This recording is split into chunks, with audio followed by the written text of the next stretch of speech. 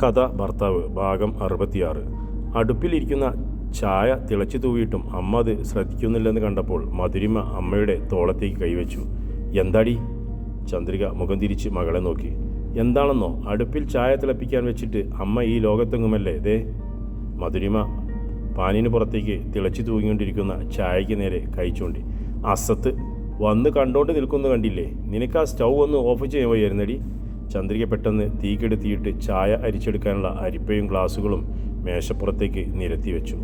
പകുതി ചായയും തിളച്ചു തൂവി പുറത്തേക്ക് പോയി. ഞാനിനിയും ജോലി ചെയ്യേണ്ടി വരുമെന്നാണ് തോന്നുന്നത്. ചന്ദ്രിക തന്നെത്താൻ എന്നോണം പിറുപിറുത്തും കൊണ്ട് ചായ പകർന്നു തുടങ്ങി. പാൽ അടുപ്പിൽ വെച്ചിട്ട് അതിനടുത്ത് നിന്ന് സ്വപ്നം കണ്ടാൽ പാൽ തിളച്ചു തൂവി പുറത്തേക്ക് വീഴുമെന്ന് അമ്മയ്ക്ക് ഇനി ആരെങ്കിലും പറഞ്ഞു തരണോ? അമ്മ ആദ്യമായിട്ടൊന്നും അല്ലല്ലോ ചായ ഇടുന്നത്. മധുരിമ വന്ന് അമ്മ പകർന്നു വെച്ച ചായ എടുത്ത് ഒരു കവിൾ കുടിച്ചു നോക്കി. ആർക്കമ്മ ഇത്രയും ചായ?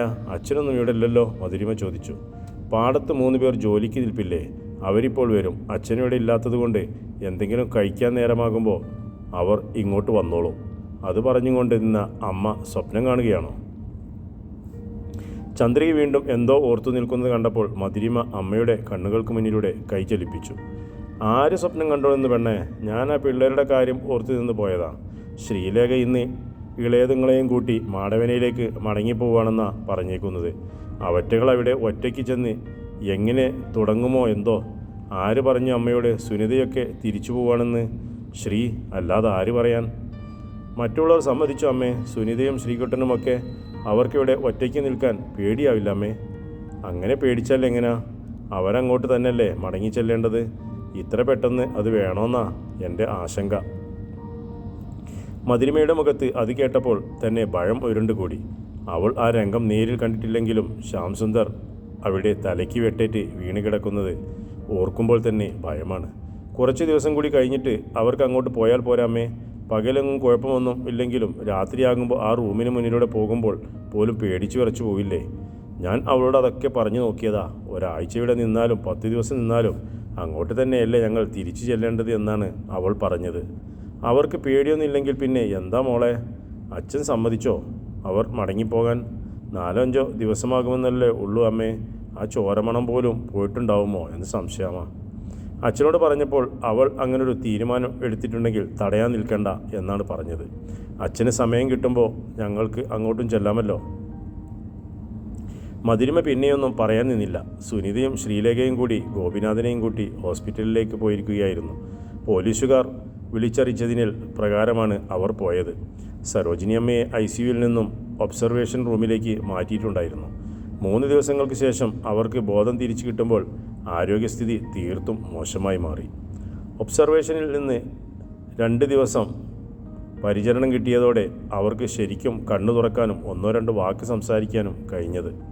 എങ്കിലും അവരുടെ ആരോഗ്യസ്ഥിതിയിൽ ഡോക്ടർമാർ ആശങ്കാകുലരായിരുന്നു. 12 മണിയോടടുപ്പിച്ചാണ് സരോജിനി അമ്മയെ കാണാൻ പോയിരുന്നവർ മടങ്ങിയെത്തുന്നത്. ചന്ദ്രിക അവരോട് വിവരങ്ങൾ ചോദിച്ചറിഞ്ഞു. ഏട്ടത്തിക്ക് സുഖമായാൽ പിന്നെ എന്താവും ഗോപിയേട്ട പോലീസിൻ്റെ നീക്കം? അവർ ഏട്ടത്തിയെ ജയിലിലേക്ക് അയക്കുമോ? പിന്നല്ലാതെ. റിമാൻഡ് ചെയ്ത് ജയിലിലേക്ക് വിട്ടാലും തുടർ ചികിത്സയൊക്കെ അവിടെ കിട്ടും. വക്കീലിനെ കണ്ട് സംസാരിച്ചപ്പോൾ ജാമ്യം കിട്ടാൻ തീരെ ബുദ്ധിമുട്ടാവില്ലെന്ന അറിയാൻ കഴിഞ്ഞത്. സുനിതയുടെ മൊഴിയും ഏട്ടത്തിയുടെ ശാരീരിക നിലയുമൊക്കെ അതിന് സഹായകമായേക്കും. ഓ ദൈവമേ, ഇപ്പോഴേ ഒരാശ്വാസം ആയത്. ചന്ദ്രിക നെഞ്ചത്ത് കൈവച്ചു. അവർ സംസാരിച്ച് നിൽക്കെ ശ്രീലേഖയും കൂട്ടി മധുരിമ അവിടേക്ക് വന്നു. അച്ഛാ, ഞാനും കൂടി പോയിക്കോട്ടെ ചേച്ചിയുടെ കൂടെ? ഇവർ അവിടെ ഒറ്റയ്ക്കല്ലേ അച്ഛാ? മധുരിമ അച്ഛനോട് ചോദിച്ചു. പൊയ്ക്കോടി, ഞാനത് നിന്നോട് അങ്ങോട്ട് പറയാനിരുന്നതാ. അവർക്കും ഒരു തുണയാകട്ടെ. ഇവരെ ഒറ്റയ്ക്ക് വിടാനാണോ ഗോപിയേട്ടാ? അവിടെ ചെല്ലുമ്പോൾ കഴിഞ്ഞതൊക്കെ ഓർത്ത് ഇവറ്റകൾക്ക് സങ്കടമാകില്ലേ? ഒറ്റയ്ക്കാണോടി അവരിപ്പോൾ? 4 പേരില്ലേ മധുരിമയെയും കൂട്ടി? അതോ ഇനി അവരുടെ കൂടെ ഞാനും പോകുന്നോ? ഗോപിനാഥൻ ഭാര്യയെ നോക്കി. അവരെ ഒറ്റയ്ക്ക് വിടുന്നത് ശരിയല്ലല്ലോ. ഞാനും കൂടി പോയാലോ? വൈകിട്ട് ജോലിക്കാർ പോയി കഴിയുമ്പോൾ ഗോപിയേട്ടനും അങ്ങോട്ട് വന്നേക്ക്. നമ്മൾക്ക് രാവിലെ ഇങ്ങ് തിരിച്ചു പോരാം. അതുപോലെ മോളെ, നിങ്ങളെ തളിച്ചു വിട്ടെന്നുള്ള സങ്കടവും ഞങ്ങൾക്കുണ്ടാകില്ലല്ലോ. ഗോപിനാഥൻ അവളുടെ കയ്യിൽ തട്ടി. നിന്റെ മുഖത്തെന്താ മോളെ ഒരു സന്തോഷമില്ലാത്തത്? അമ്മയെ കണ്ടിട്ട് വന്നതിൻ്റെയാണോ? അമ്മയ്ക്കിപ്പോൾ ഒരുപാട് മാറ്റമില്ല മോളെ. പിന്നെന്തിനാ ഈ സങ്കടം? എത്ര മാറ്റം വന്നാലും അമ്മ തിരിച്ചു വരുന്നത് ഞങ്ങളുടെ അടുത്തേക്കല്ലല്ലോ ചെറിയച്ഛ. ഓർത്തിട്ട് എൻ്റെ ചങ്ക് കത്തുന്നു. അമ്മ എനിക്ക് വേണ്ടിയാണല്ലോ അത് ചെയ്തതെന്ന് ഓർക്കുമ്പോൾ സമാധാനത്തോടെ ഒന്ന് കണ്ണടയ്ക്കാൻ പോലും എനിക്ക് പറ്റുന്നില്ല. ശ്രീലേഖയുടെ ഒച്ചയിടറി. നിനക്ക് വേണ്ടിയോ? അങ്ങനെ ചിന്തിക്കല്ലേ മോളെ. ഏട്ടത്തിക്ക് പറ്റിയ ഒരു കയ്യബദ്ധം അങ്ങനെ കണ്ടാൽ മതി അതിന്. അല്ലാതെ മനഃപൂർവ്വം ഏട്ടത്തി അവനെ ഏയ് ഒരിക്കലുമില്ല. ഗോപിനാഥൻ നിഷേധാർത്ഥത്തിൽ തലയാട്ടി. അമ്മയ്ക്ക് അത് ചെയ്യാതിരിക്കാമായിരുന്നു ചെറിയച്ഛ. പുറത്തേക്ക് വന്ന് ഒന്ന് ഒച്ച വെച്ചു ആളെ കൂട്ടിയിരുന്നെങ്കിൽ അയാൾ സുനിതയെ ഒന്നും ചെയ്യില്ലായിരുന്നു. പക്ഷേ അമ്മയ്ക്ക് മനസ്സിലായിട്ടുണ്ടാകണം അമ്മ അത് ചെയ്തില്ലെങ്കിൽ അയാളുടെ ചോര എൻ്റെ കയ്യിൽ പുരണ്ടയ്ക്കുമെന്ന്. ഞാൻ അങ്ങനൊരു തീരുമാനമെടുത്തിട്ടുണ്ടെന്ന് അമ്മ മനസ്സിലാക്കിയിരുന്നു. അവൾ പുറം കൈകൊണ്ട് കണ്ണീർ തുടച്ചു. മോളെ എന്താടി നീ പറയുന്നത്? കേട്ടി തന്നെ പേടിയാകുന്നല്ലോ. ചന്ദ്രിക അവളുടെ അടുത്തേക്ക് വന്ന് അവളുടെ മുഖം പിടിച്ചു തനിക്കപൂർവമായി നിർത്തി. അതിനു മുമ്പേ തീർന്നേനെ ചെറിയമ്മേ അയാൾ.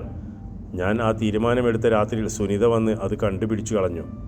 അവൾ അത് അമ്മയെ അറിയിക്കുകയും ചെയ്തു. ഞാൻ കിടക്കക്കടിയിൽ ഒളിപ്പിച്ചു വെച്ച വെട്ടുകത്തി അവൾ എടുത്തും കൊണ്ടുപോയില്ലായിരുന്നെങ്കിൽ ഇന്ന് അമ്മയ്ക്ക് പകരം ജയിലിലേക്ക് പോകേണ്ടവൾ ഞാനായിരുന്നു. ശ്രീലേഖയുടെ മുഖത്ത് വിവിധ ഭാവങ്ങൾ മാറി മാറി വരുന്നത് ചന്ദ്രികയ്ക്ക് കാണാമായിരുന്നു. പോട്ടെ മോളെ, മറന്നു കളഞ്ഞേക്ക് അതൊക്കെ. ഏത് നേരവും മനസ്സിലിട്ട് നീറ്റിക്കൊണ്ടിരുന്നാൽ ഒരു നാളും നമുക്ക് സമാധാനം കിട്ടാൻ പോകുന്നില്ല. നിനക്ക് മാത്രമല്ല, നീ ഇങ്ങനെ തീ തിന്ന് വേവുമ്പോൾ അത് കാണുന്ന ഞങ്ങൾക്കാർക്കെങ്കിലും സമാധാനം കിട്ടുമോ? വാ, വന്നു വല്ലതും കഴിക്ക്. എന്നിട്ട് അങ്ങോട്ട് പോകാൻ തന്നെ നിൻ്റെ തീരുമാനമെങ്കിൽ നമുക്ക് ഒത്തുപോകാം. ഞാനും വരുന്നുണ്ട് നിൻ്റെ കൂടെ. അല്ലെങ്കിൽ നീ ഇവിടെ ചെന്നിരുന്ന് ഓരോന്ന് ഓർത്തും കൊണ്ട് നീറി മരിക്കും. ചന്ദ്രിക എല്ലാവർക്കും കഴിക്കാനുള്ളത് കൊടുത്ത ശേഷം ഒരു ഓട്ടോ വിളിച്ചു വരുത്തി. അതിനുശേഷം അവരെല്ലാം മാടവനയിലേക്ക് പോന്നു. ഓട്ടോ റോഡിൽ നിർത്തി വീട്ടുമുറ്റത്തേക്കുള്ള പടവിലേക്ക് കാൽ വെച്ചതും ശ്രീലേഖയുടെ മനസ്സിലേക്ക് കുറേ ഓർമ്മകൾ ഇരമ്പി കുതിച്ചെത്തി. പതിവിന് വിപരീതമായി താൻ വന്ന് കവലയിൽ ബസ്സിറങ്ങുന്നത്, അവിടെ താൻ തയ്യൽക്കാരനുമായി സംസാരിച്ച് നിൽക്കെ മറ്റു രണ്ടുപേരുടെ സംസാരം കേൾക്കുന്നത്, ഇതുവഴി ഓടിപ്പാഞ്ഞു വരുമ്പോൾ എത്ര തവണ തട്ടിത്തടഞ്ഞു വീണെന്ന് ഓർമ്മ കിട്ടുന്നില്ല. ഈ പടവുകളിൽ തന്നെ ആരോ കൈപിടിച്ച് നടത്തുകയായിരുന്നു. അത്രയ്ക്ക് അവശയായി കഴിഞ്ഞിരുന്നു താൻ. ശ്രീലേഖയുടെ കണ്ണിലൂടെ ഭീതിതമായ ചില ഓർമ്മകളുടെ വേലിയേറ്റമുണ്ടാകുന്നത് അവർക്ക് കാണാമായിരുന്നു. ചന്ദ്രിക താൻ കയ്യിൽ കരുതിയിരുന്ന ചാവിയെടുത്ത് വാതിൽ തുറന്നു. ചോരമണമുള്ള ഒരു കാറ്റ് ഇപ്പോഴും അവിടെ തങ്ങി നിൽപ്പുണ്ടെന്ന് ചന്ദ്രികയ്ക്ക് തോന്നി. അടച്ചിട്ടിരുന്ന ആ വാതിൽ അവരാരും തുറന്നു നോക്കിയതേയില്ല. ആർക്കും അതിനുള്ളിൽ ധൈര്യം ഇല്ലായിരുന്നു എന്നതാണ് നേര്. തൻ്റെ റൂമിന് നേർക്ക് നടക്കുമ്പോൾ അവളുടെ കാലുകൾ വിറയ്ക്കുന്നുണ്ടായിരുന്നു. അയാളോടൊപ്പം താൻ അന്തിറങ്ങിയിരുന്ന മുറിയാണിത്. അവിടെയും ഇവിടെയുമൊക്കെ നിന്ന് കുറേ കണ്ണുകൾ തന്നെ ചൂഴ്ന്നു നോക്കും പോലെ ശ്രീലേഖയ്ക്ക് തോന്നി. വൈകുന്നേരം 6 മണിയോടെടുത്തിട്ടുണ്ടാകും. ശ്രീലേഖ കുളി കഴിഞ്ഞു വന്ന് നിന്ന് മുടി വിതിർത്തിയിട്ട് ഫാനിന് കീഴിൽ നിൽക്കവേ അവൾക്ക് തോന്നി എവിടെന്നോ ശ്യാംസുന്ദറിൻ്റെ ഒച്ച കേൾക്കുന്നുണ്ടെന്ന്. ശ്രീലേഖ അല്പനേരം കാതോർത്ത് നിന്നു. അവൾ ധൃതിയിൽ റൂമിൽ നിന്നിറങ്ങി സ്വീകരണ മുറിയിലേക്ക് വന്നു.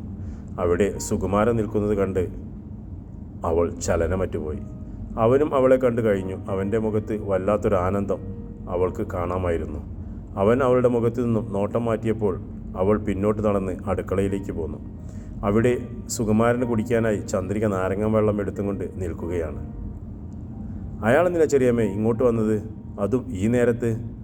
അവൾ ചന്ദ്രികയോട് ചോദിച്ചു. നാരങ്ങ വെള്ളം ഗ്ലാസുകളിലേക്ക് ഒഴിച്ച് മധുരം അലിയിപ്പിച്ചുകൊണ്ടിരുന്ന ചന്ദ്രിക അവളുടെ ചോദ്യം കേട്ട് തിരിഞ്ഞു നോക്കി. നമ്മളെല്ലാം ഇങ്ങോട്ട് പോന്നിട്ടുണ്ടെന്ന് അറിഞ്ഞു വന്നതാ മോളെ സുകുമാരൻ ഇവിടേക്ക്. അവൻ നിങ്ങളെ കാണാൻ തളിക്കലേക്ക് വന്നിട്ടുണ്ടായിരുന്നു മോളെ. അവനോട് ഗോപിയേട്ടൻ പറഞ്ഞു നമ്മളെല്ലാം ഇങ്ങോട്ട് പോന്നിട്ടുണ്ടെന്ന്. അതാ അവൻ ഇങ്ങോട്ട് വന്നത്.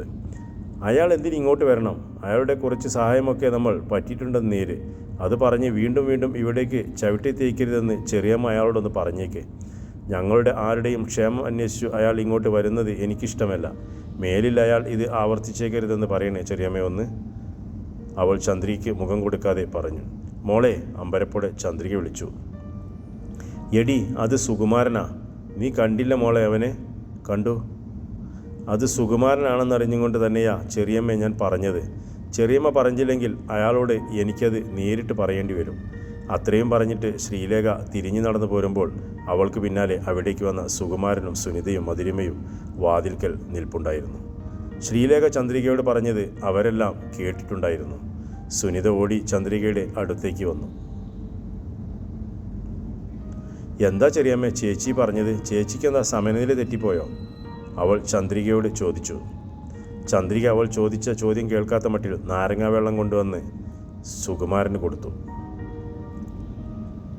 അവൻ പക്ഷേ അതിലേക്കൊന്ന് നോക്കിയതല്ലാതെ കൈ നീട്ടി വാങ്ങിയില്ല.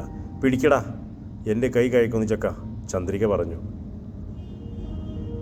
എനിക്ക് വേണ്ട, ഞാനിപ്പോൾ വെള്ളം കുടിച്ചിട്ടാണ് ചെറിയമ്മ വരുന്നത്. അവൻ പിണങ്ങിയ മട്ടിൽ മുഖം മാറ്റി. മര്യാദയ്ക്ക് ഇത് വാങ്ങിക്കാനേ നിന്നോട് പറഞ്ഞത്, എന്നിട്ട് അങ്ങോട്ട് കുടിക്കേ. എന്നെ കൊണ്ട് വെറുതെ ജോലി എടുപ്പിച്ചതാക്കതല്ലേ നീ? അവളിങ്ങനെ പറഞ്ഞതിനാണോ നീ മുഖം തിരിച്ചു നിൽക്കുന്നത്? ചന്ദ്രിക അവൻ്റെ കൈ പിടിച്ചുയർത്തി നാരങ്ങ വെള്ളം നിറച്ച് ഗ്ലാസ് പിടിപ്പിച്ചു. അവളുടെ മാനസികാവസ്ഥ കൂടി നീ ഒന്ന് മനസ്സിലാക്കണേ സുഖു. നീ കൊച്ചുകുട്ടിയൊന്നും അല്ലല്ലോ ആണോ? അവൾ കൊച്ചുകുട്ടിയാണോ? ഒന്നുമല്ലെങ്കിൽ ഞാൻ നിങ്ങളെയൊക്കെ കാണാൻ ഇങ്ങോട്ട് വന്നതല്ലേ ചെറിയമ്മേ. ആ പരിഗണന തന്നോ അവൾ എനിക്ക്? എൻ്റെ മുമ്പിൽ നിന്ന് പറയും പോലല്ലേ അവൾ ചെറിയമ്മോട് പറഞ്ഞത് ഞാനിവിടേക്ക് വരുന്നത് അവൾക്ക് ഇഷ്ടമല്ലെന്ന്. സാരമില്ലടാ, പോട്ടെ. അവൾക്ക് നിന്നോട് ദേഷ്യമൊന്നും ഉണ്ടായിട്ടല്ല. അല്ലെങ്കിൽ തന്നെ ആരോടെങ്കിലും അവൾ ദേഷ്യപ്പെടുന്നത് നീ കണ്ടിട്ടുണ്ടോ? ഇപ്പോൾ കണ്ടല്ലോ, അതുപോലെ ചെറിയമ്മോട് തന്നെയല്ലേ ദേഷ്യത്തിൽ പറഞ്ഞത്. അവളങ്ങനെ പറഞ്ഞതല്ല ഉള്ളൂ. അതിന് ക്ഷമിക്കണം നിന്നോട് ഞാൻ പറഞ്ഞു. അല്ലാതെ നീ ഇങ്ങോട്ട് വന്നെന്ന് കരുതി അവൾ നാട് വിട്ടു പോയൊന്നുമില്ലല്ലോ. മുഖം അടച്ചൊരു അടി കിട്ടിയതുപോലെ സുകുമാരന് തോന്നി. സുകുമാരൻ തിരിഞ്ഞ് അവരെ നോക്കുമ്പോൾ അവന് തോന്നി ചന്ദ്രികയുടെ മുഖത്തൊരു ചിരിയുണ്ടെന്ന്. ദേ, അത് കുടിച്ചിട്ട് കുറച്ച് നേരമായിരുന്നാൽ ഗോപിയേട്ടൻ വരുമ്പോൾ എന്തെങ്കിലും വാങ്ങിക്കൊണ്ട് വരും. നമുക്കെല്ലാം കൂടി അത് കഴിച്ചിട്ട് നിനക്ക് പോകാം, എന്താ? സുകുമാരൻ പെട്ടെന്ന് എൻ്റെ കയ്യിലിരുന്ന നാരങ്ങ വെള്ളം 3/4 ഭാഗത്തോളം കുടിച്ചിട്ട് ഗ്ലാസ് മേശപ്പുറത്തേക്ക് വെച്ചു. എനിക്കൊന്നും വേണ്ട, ഞാൻ പോയേക്കുവാ. ചെറിയമ്മ പറഞ്ഞേര് അവളോട് ഞാനിനി ഈ വീട്ടിലേക്ക് വരില്ലെന്ന്. അവൻ പെട്ടെന്ന് തിരിഞ്ഞു നടന്നു പുറത്തേക്ക് പോയി. അല്പസമയത്തിനകം ബൈക്ക് സ്റ്റാർട്ട് ചെയ്യുന്ന ഒച്ചയും അത് അകന്നകന്നു പോകുന്ന ശബ്ദവും കേൾക്കായി. തുടരും കഥയുടെ അടുത്ത ഭാഗം.